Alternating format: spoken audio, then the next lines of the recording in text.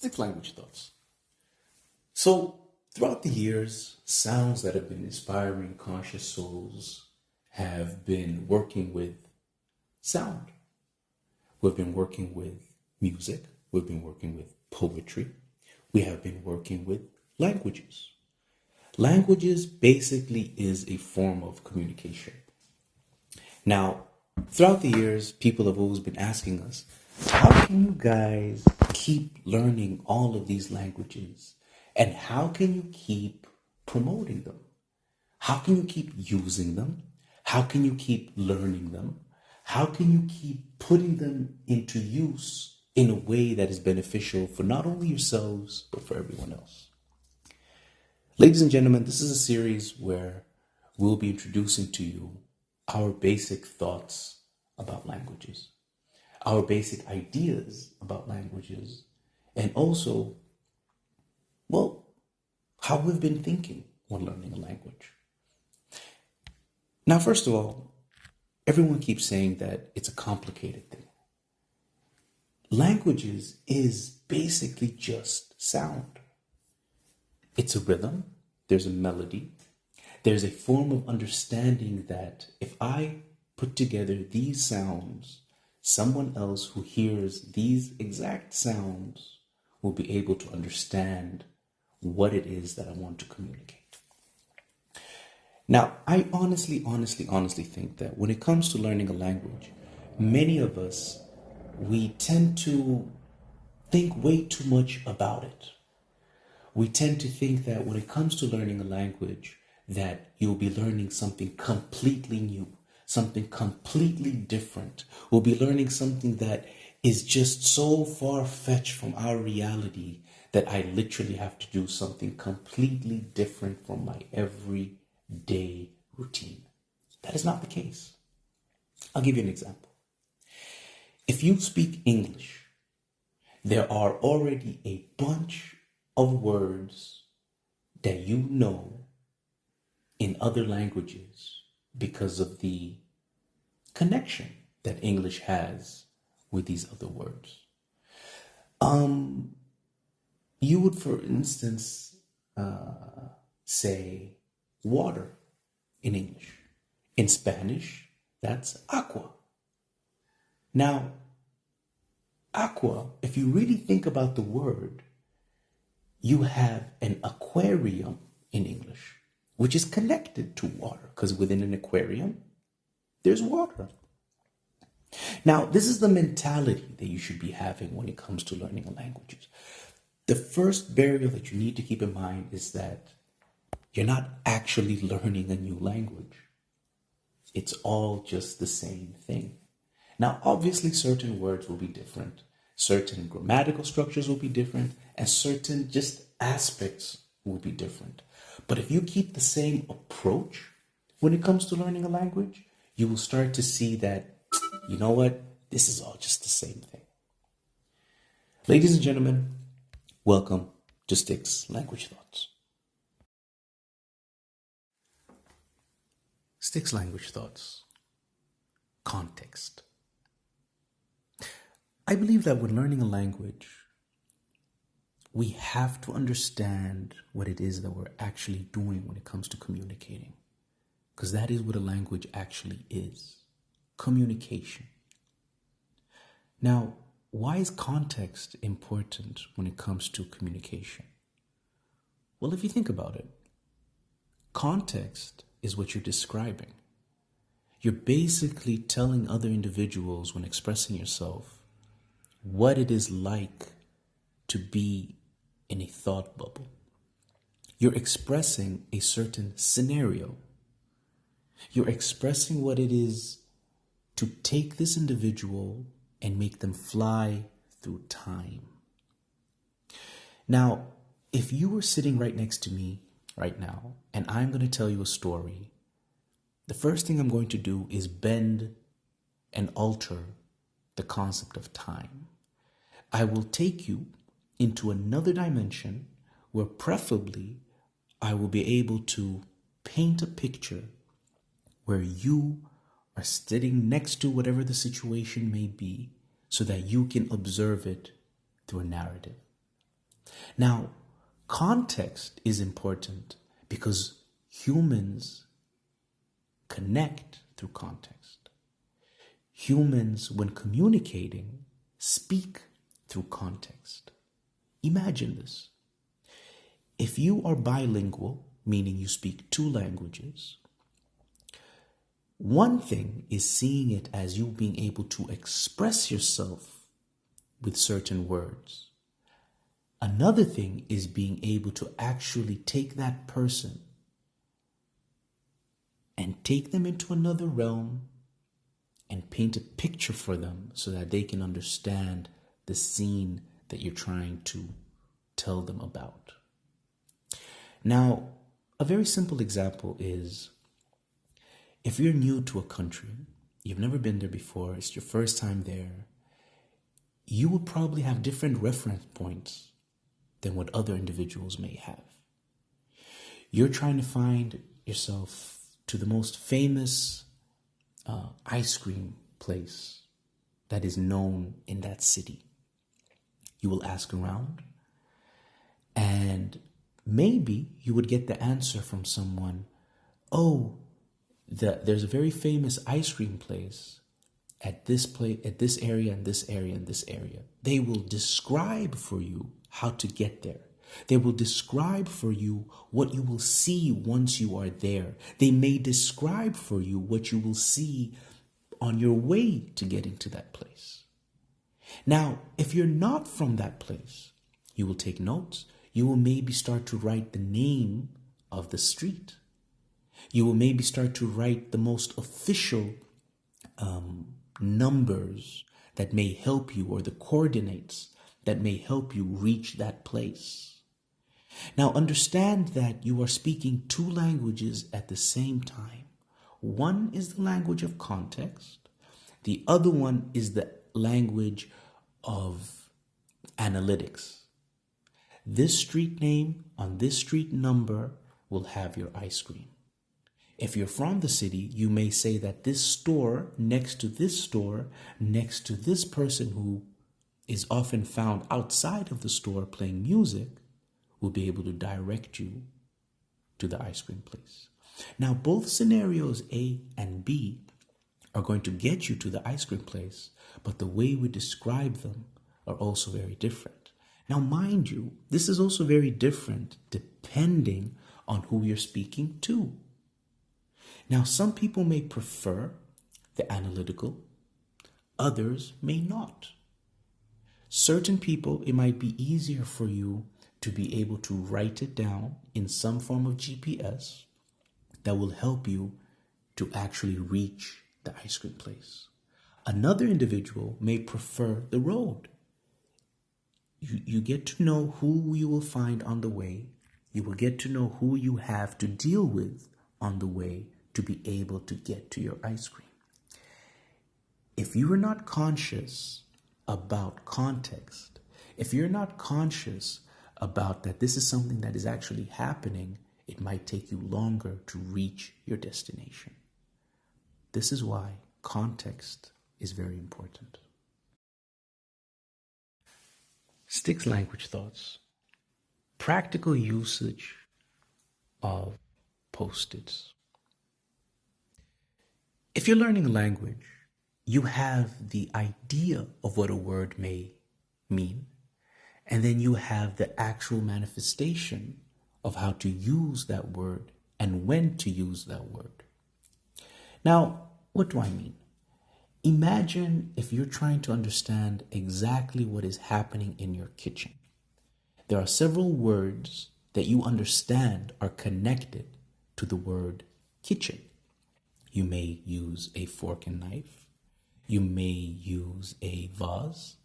You may use words like food or refrigerator. These are all somehow connected to the bigger concept known as kitchen. Now, if you were to take Post-its and put them everywhere in your kitchen, on different objects, on different things, food, etc., the roof, vegetables, the lamp. Really try to visualize yourself doing this. You will now slowly, slowly, slowly realize how many words you actually know or need to figure out. Now, once you have added all of your post-its to the different objects in your kitchen, you leave them there. You leave them there until you have learned those specific words. You will slowly start to realize that within time, certain words will connect to other words, which makes it easier for you to remember them. And once this happens, you remove the post-it. Now, what will end up happening, hopefully, is that you will learn a lot of words, you will be exposed to a lot of words, and you will also add other words to other rooms. Now you are collecting words within your memory bank.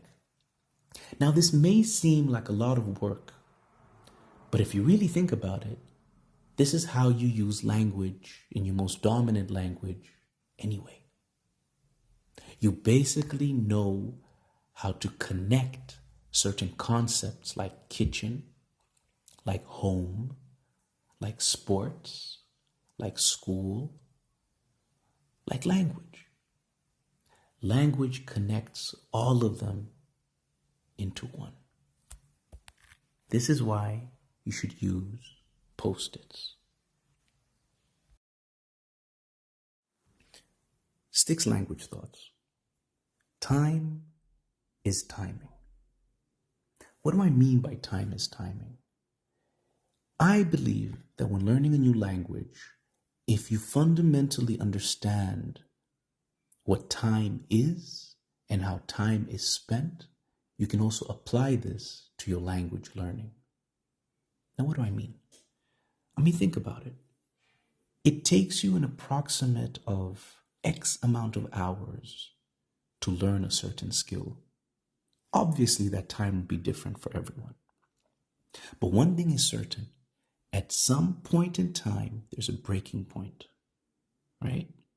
If you would learn how to tie your shoes, for instance, you would apply the concepts of tying your shoes until you one day will be able to actually tie your shoes. Now, the breaking point goes from the moment of you not knowing how to tie your shoes to trying and failing and failing and failing until one day you just get it. You just know how to apply the different components. This is what time is timing means. Think about this. You do not know which number you might be looking for when it comes to learning and speaking your language. It might be 20 hours that you need. It might be 30 hours that you need. It might be 100 hours that you need to take you to the level that you need it to do for you to be satisfied so that you can say that, you know what, I now speak and know this language. For certain people, knowing a few words in a language is enough for them to change their perspective, to change their mentality and say, you know what, I speak that language. I might not speak it very well. I might not speak it as fluent as everyone else, but I know 4, 5, 6, 12 words. So you know what? I speak this language. Now that's a mentality. There's not a victim role involved. You're more positive. You're more just trying to learn more within that language. You're more open to learn more words and phrases and grammatical structures in regards to that language. Now, there's a part where many people just miss. Obviously, you have to learn grammar. Obviously, there's certain structures that you need to adhere to. And obviously, there's a certain amount of words that you need to learn so that you can express what it is that you want to actually express. But at some point in time, you have to collect those hours. Meaning, despite your mental state, despite how ambitious you are, despite how lazy you may feel at this particular moment, for you to reach your goal, you have to collect those hours. Now, that is the biggest misconception when it comes to learning a language, I believe. Many people try to learn and they just totally ignore the fact that at some point you have to add those hours. Now, if you don't add those hours, you're not going to reach your number. If you don't reach your number, you're not going to reach your goal. So the focus is, can you do this subconsciously? Can you do this consciously? Whichever one you choose, you have to collect your hours. Now, that is, I believe, one of the strongest, most challenging parts about learning a language, is because we don't have the correct mentality in regards to how to face this particular episode when learning a language. We forget because we don't know how many hours we need. You need to figure out how many hours you need and actually just start collecting them in your time bank, if you may call it that. Time is timing. Ladies and gentlemen, welcome to S.T.I.C.S Language Thoughts. Today I'll be talking about the concept of a cartoon. Now, a lot of people are always asking us when it comes to watching cartoons, why is it so important? No one is actually giving us the concept of why you should actually watch a cartoon. But think about this. Honestly speaking, within society, we have loads of people who are communicating on all forms of levels. You have kids, you have adolescents, you have grown-ups, you have academics. I mean, the list is incredibly long. And not only is it long, but it is also cut in different dimensions. Now, when it comes to learning grammar, cartoons would most probably be the most beneficial thing to watch with the correct mindset. Now, what do I mean? Imagine this. If a child is watching a cartoon, they'll be connecting the dots. They'll be looking at basic structures, meaning a cause and an effect. There'll probably be something which is being described. You're probably faced with a scene of some sort that a child is expected to understand. Now, what is the difference between a child and a grown-up? Well, just more nuances. A child is somehow taught that if you are put in these situations, you should be able to apply what you're seeing and what you're understanding from those situations. Sometimes it is often connected to moral concepts. Sometimes it is connected to actions and action points. Sometimes it is connected to a emotion of how you should feel when you're in this situation. Now, if you watch cartoons, that also means that you will have to think from a basic point of view. And that also means that you have to release your inner child. You have to let the child within you grow, because a language also goes through stages. There's a very big misconception that when you speak a language, and your most dominant language should have the same effect instantly as the one that you are learning. And that is just not beneficial. What do I mean? It takes time to let a language grow, just like it took you time to grow within your most dominant language. It went through stages. You had kindergarten, you had the first grade, you probably went into primary, and you went into secondary. You probably went to high school. Hopefully you went to university as well. And then you got your degrees. But your language has to also go through stages. And watching cartoons could be one of those first stages. But you have to have the correct mindset. You have to think about that your language might not be on the same area, in the same place, on the same level as your most dominant language. And this is what you have to keep in mind. If you're watching a cartoon and you have the perspective of, you know what, right now during these series, I will be a child. I'll let my language become a child. I'll let my language grow. I will let myself grow within that language. Now you're watching the cartoon with the perspective of being open. A child is open. A child doesn't judge. A child doesn't feel this type of shame. And even if a child was to feel some type of shame, it doesn't last that long. They allow themselves to make mistakes. They allow themselves to, within those mistakes, be corrected. That is one of the biggest barriers when it comes to learning a language as a grown person and learning a language as a child. The child is focused. We want to communicate. We want to understand what it is that is happening. We want to be understood. As long as you stick to the mission, you will succeed. But that also means that you have to actually pay attention to what it is that is happening in a cartoon. Now, another thing that is happening when you watch cartoons is that, well, most often the cartoons are pretty direct. There's a cause and there's an effect. The elder we become, somehow the things that we watch are not as direct. They start to become more indirect. And this can also become a little bit problematic. Well, if you start to see that what you're doing doesn't have a subliminal message, you also start to treat it with the basic formula of learning, with the basic formula of cause, with the basic formula of effect. And that is why you should always watch cartoons.